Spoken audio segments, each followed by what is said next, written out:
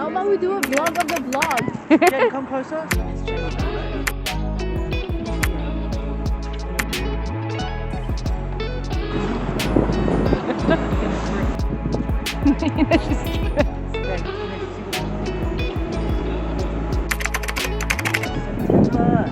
There's 100,000 euros on the line and hundreds of dancers are about to compete for it. We're in Paris for Beyond Doubt, one of the biggest battles ever, and it's gonna be insane. Beyond Doubt is a 2-on-2 all-style battle that's organized by Snipes and Jordan. They're giving away 100,000 euros to the last team standing. That's right, 50K per person. That is some life-changing amount of money when you really think about it.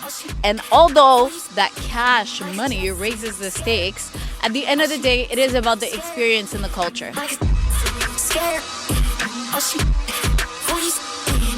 So this is how the judging works for this. We have 8 judges that are just from all over the world, different generations, different countries, to really make sure that we have a mix of different perspectives.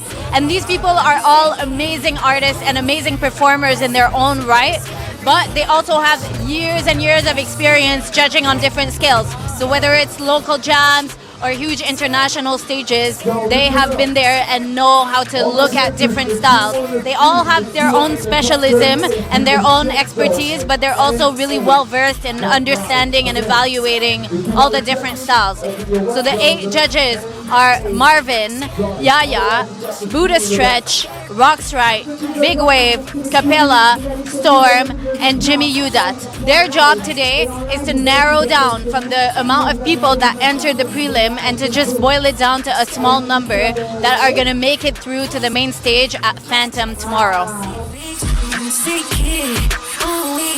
Here's how the pre-selection works. It's in 3 phases. Phase 1 is showcase style, where you have all the participants split into 2 ciphers and 4 judges in each cipher. Out of all of that, they pick the best 38 who go to phase 2. So phase 2 is a showcase style again, but this time the 8 judges judge everything. From there, they're picking a number of people who make it to knockout round. So that means that it's team 1 versus team 2, and only one of them is gonna pass to the next round. Whereas the previous one, it was really about the overall best of the bunch. So it's about to be crazy!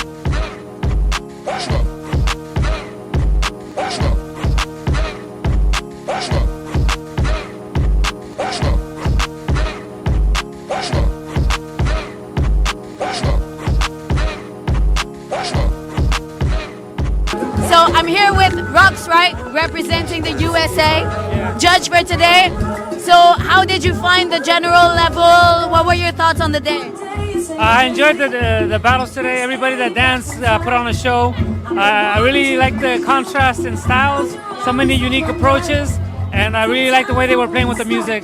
So it was really enjoyable. A lot of high energy dancers, but some of them were really detailed, so it was really dope to see. Do you find it like, when it's such a high level and it's all style, I know you have specialism as a b-boy, but do you find it difficult to judge across different styles, or has it been kind of easy today because it was clear? I mean, it's clear to me as like who's with the groove, also who's making moments, who's also a little more unique in the way they attack the music and the movements they're using.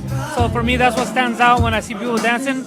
A lot of people are with the music very well, but it's also how can you stay within the same kind of character and style of the music you have and the style you're using. Some people kind of try to mix too many, it doesn't mix well, while others stay in their style, and you can tell the definition is a lot more clear, so that makes it easier for me to make a decision. All right, so we are here with Les Gamal, going to the main stage tomorrow. How do you feel?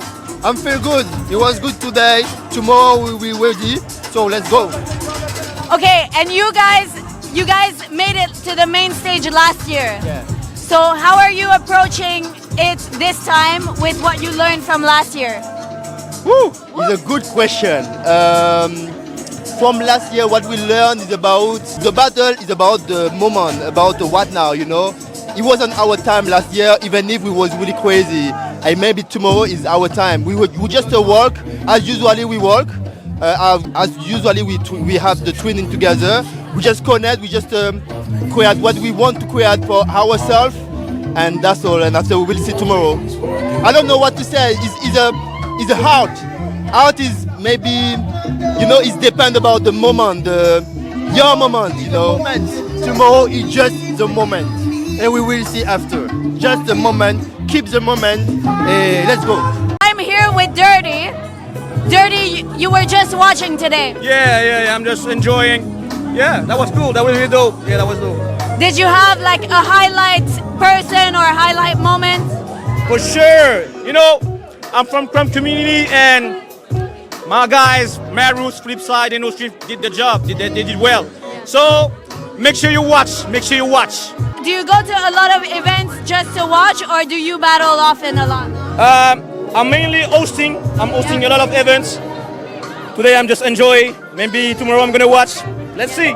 Okay, so if you host and you produce events, what did you think about the hosting and the production today from the perspective of somebody who does it also?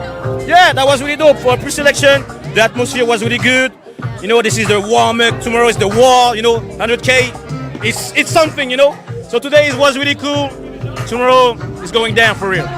Okay, Fab, thank you so much. Yeah, appreciate it. So this is the end of day one, and there were amazing rounds, amazing battles and performances from so many different dancers. It was really, really dope. My MVP of the day is Stella X though, because the way that man played was just delicious, all right? I feel like it was a majority of hip-hop music, but it was hip-hop music that could really be adapted to different styles, and there was a really good variety of new productions, kind of classics that we love, and there were also other styles that were played, but it was really dope. I really look forward to seeing the teams that made it through, but tomorrow we're also adding to the mix all the teams that qualified from other events. There's going to be a renewed energy. And this venue, June, which is an iconic French venue for dance, is really small and intimate. So we have the advantage of proximity. Tomorrow we're going on a much bigger stage in a bigger venue. So what got you here isn't necessarily what's gonna take you there. So I really look forward to seeing what the vibe is like tomorrow. And I'm sure it's just gonna keep on going up and up and up and up. So I will see you tomorrow. Sophia, how do you feel today?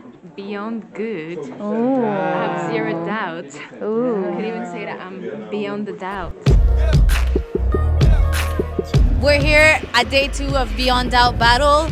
We have the top 16 of the day. There are some really, really strong teams in there, and I think it's gonna be a really exciting day. Now, the real question is what's gonna happen in the brackets? Who's gonna face who?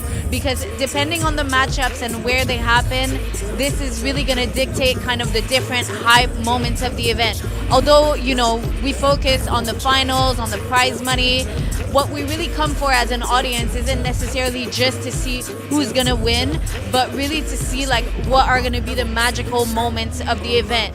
And that could happen anywhere, not just in the finals. It could be in the quarters, in the semis, and this is really kind of going to be the biggest surprise. And there could also be multiple of these that happen, not just one. We will only have one winner though, and I am also excited to see that. But yeah, let's see what happens today.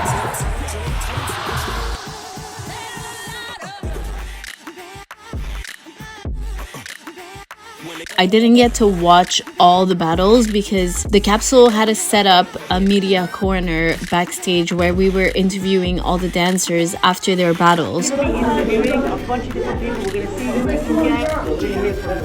Some people that didn't make it, some of the judges. So Luke and I were going in between watching the battles and being backstage interviewing people that we had watched so that, we would be able to get you guys some good questions about what happened on stage.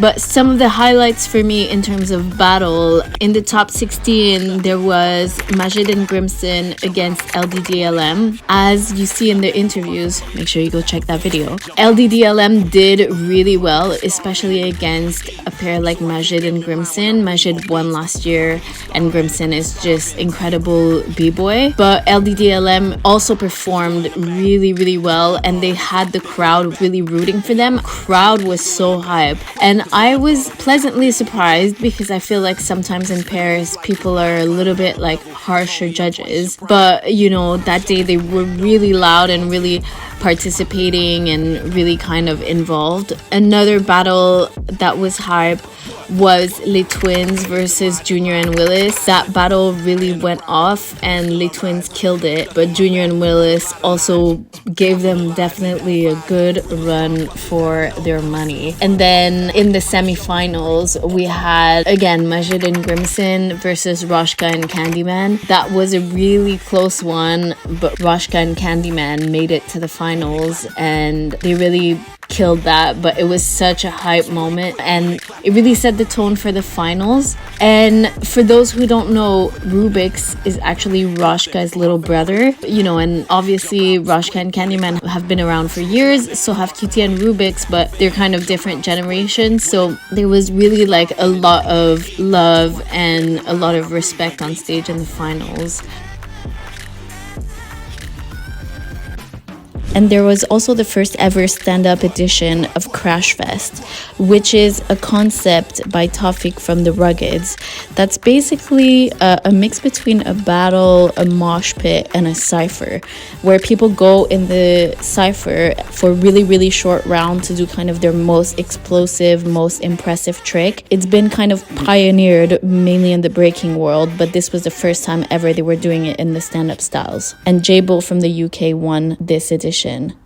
So we've come to the end of Beyond Doubt, and I feel like I've spent so much time yesterday putting so much emphasis on the prize money and the 100K, and I think it's amazing to have events and brands and investment that can really make a difference in people's lives with a prize of 100,000 euros. However, I think from speaking to everybody and just feeling the energy in the room, it really isn't about the 100K at the end of the day. I think the people that come on stage and that, you know, everyone that I spoke to spoke about being in the moment and the importance of just staying true to themselves and to the connection of the music and to the connection of the people. And the fact is that these are people who do this regardless of the cash prize. They do it when it's 100 euros. They do it when it's 100,000 euros. The people that would show up just for the big prize wouldn't make it anyways, because getting to that level where you're able to express yourself on stage for 30 seconds or a minute to a song that you don't know takes such a big amount of dedication and expertise and skill and self-expression that there's no way you could just come and do this for a big amount of money. I have so much respect and so much love for all these amazing artists that, you know, put themselves in front of over 2,000 people. And, you know, it is quite a vulnerable experience. And the fact is that I think people come to watch this because it's a difficult thing to do.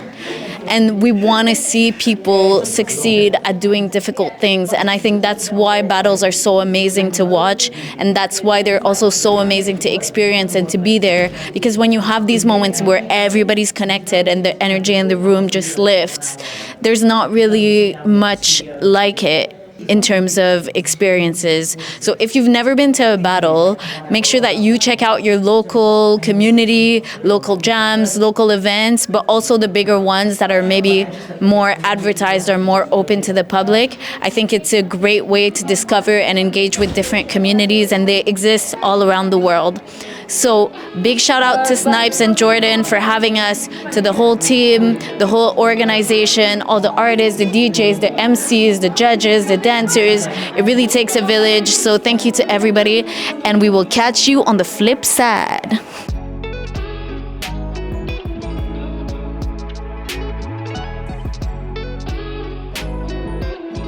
Ready to edit for 15 hours. Aren't we all? We are ready.